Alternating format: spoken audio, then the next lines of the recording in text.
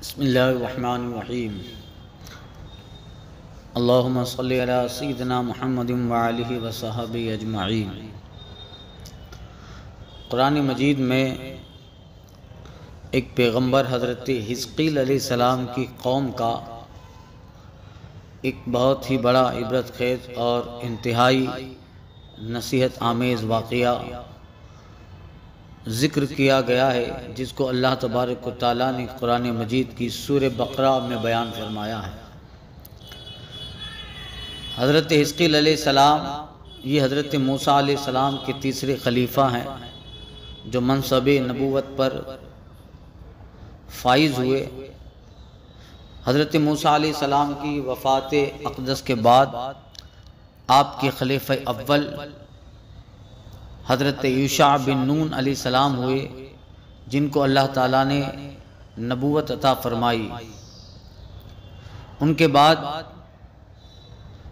حضرت کالب بن یوحنا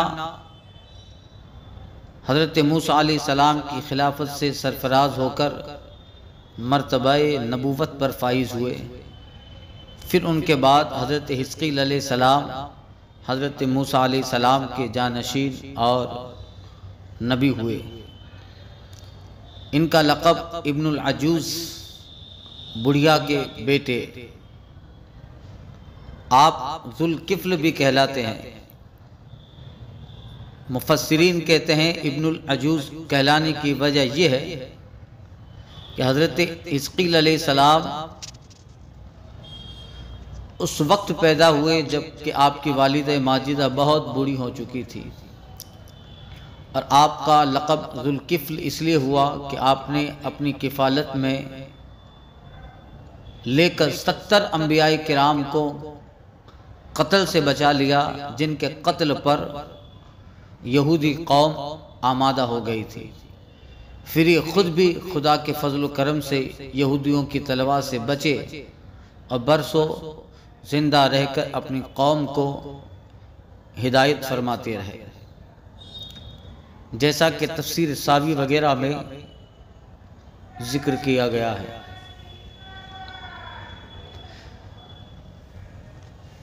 حضرت حزقیل علیہ السلام کا ایک عجیب و غریب واقعہ قرآن مجید میں بھی بیان ہے، اور کئی بار اللہ تعالیٰ نے قرآن مجید میں ان کی قوم کا ذکر فرمایا ہے۔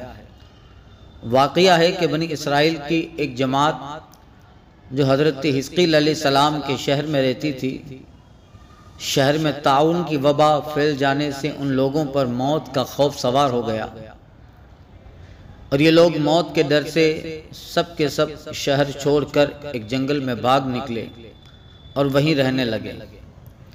تو اللہ تعالیٰ کو ان لوگوں کی حرکت بہت زیادہ ناپسند ہوئی، چنانچہ اللہ تعالیٰ نے ایک عذاب کے فرشتے کو اس جنگل میں بھیجا، جس نے ایک پہاڑ کی آڑ میں چھپ کر چیخ مار کر بلند آواز سے کہا، موتو، یعنی سب مر جاؤ۔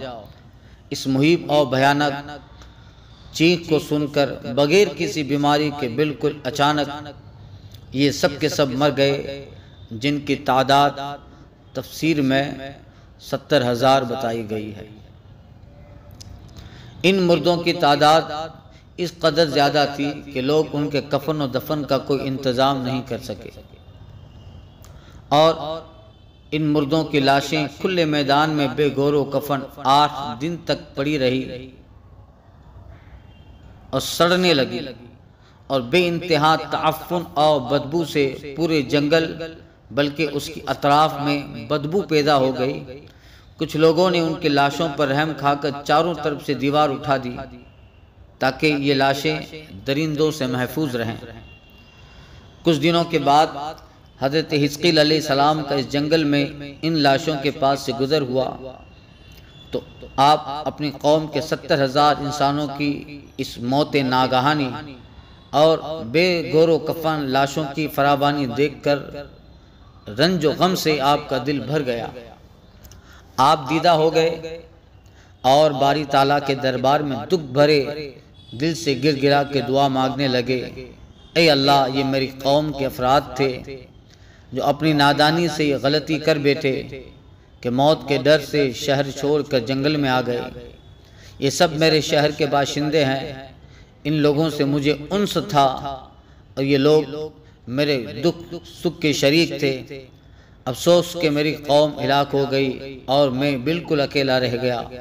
اے میرے پروردگار، یہ وہ قوم تھی جو تیری حمد کرتی تھی اور تیری توحید کا اعلان کرتی تھی اور تیری کبریائی کا خطبہ پڑھتی تھی۔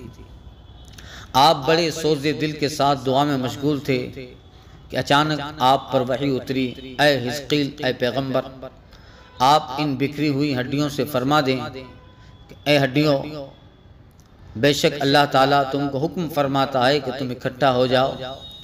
یہ سن کر بکھری ہوئی ہڈیوں میں حرکت پیدا ہوئی اور ہر آدمی کی ہڈیاں جمع ہو کر ہڈیوں کے ڈھانچے بنے۔ پھر وحی آئی، اے پیغمبر، آپ فرما دیں کہ اے ہڈیوں، تم کو اللہ کا یہ حکم ہے کہ گوشت پہن لو۔ یہ کلام سنتے ہی فوراً ہڈیوں کے ڈھانچوں پر گوشت پوست جھڑ گئے۔ پھر تیسری بار وحی ہوئی، اے حزقیل، اب یہ کہو کہ اے مردو، خدا کے حکم سے تم اٹھ کھڑے ہو جاؤ۔ چنانچہ آپ نے فرمایا تو آپ کی زبان سے جملہ نکلتے ہی 70,000 لاشیں دم زدن میں ناگہاں یہ پڑھتے ہوئی زندہ ہو گئی، سبحانک اللہم و بحمدک لا الہ الا انت۔ پھر یہ سب لوگ جنگل سے روانہ ہو کر اپنے شہر میں آ کر دوبارہ آباد ہوتے ہیں اور اپنی عمروں کی مدت پھر زندہ رہے۔ لیکن ان لوگوں پر اس موت کا اتنا نشان باقی رہ گیا کہ ان کی اولاد کے جسموں سے سڑی ہوئی لاشوں کی بدبو آتی اور یہ لوگ جو کپڑا پہنتے وہ کفن کی صورت میں تبدیل ہو جاتا اور قبر میں جس طرح کفن میلا ہو جاتا تھا ایسا ہی میلا پن ان کے کپڑوں پہ نمودار ہو جاتا۔ چنانچہ یہ اثرات آج تک ان یہودیوں میں پائے جاتے ہیں جو ان لوگوں کی نسل سے باقی رہ گئے، جیسا کہ تفسیر روح البیان وغیرہ میں ذکر ہے۔ یہ عجیب واقعہ قرآن مجید کی سورہ بقرہ میں خداوند قدوس نے اس طرح بیان فرمایا ہے، الم تر الی الذین خرجوا من دیارہم وہم الوف حذر الموت فقال لهم اللہ موتوا ثم احیاہم ان اللہ لذو فضل علی الناس ولکن اکثر الناس لا یشکرون۔ اے محبوب، کیا تم نے نہ دیکھا انہیں جو اپنے گھروں سے نکلے اور وہ ہزاروں تھے موت کے ڈر سے، تو اللہ نے ان سے فرمایا مر جاؤ، پھر انہیں زندہ فرمایا۔ بے شک اللہ لوگوں پر فضل کرنے والا ہے مگر اکثر لوگ ناشکرے ہیں۔ اس پورے واقعات سے ایک سبق و ہدایت بھی ملتی ہے۔ بنی اسرائیل کے اس محیر العقول واقعہ سے ہدایات ملتی ہے۔ ہر آدمی موت کے ڈر سے بھاگ کر اپنی جان نہیں بچا سکتا، لہذا موت سے بھاگنا بالکل بیکار ہے۔ اللہ نے جو موت مقدر فرما دی وہ اپنے وقت پہ ضرور آئے گی، نہ ایک سیکنڈ اپنے وقت سے پہلے نہ ایک سیکنڈ بعد۔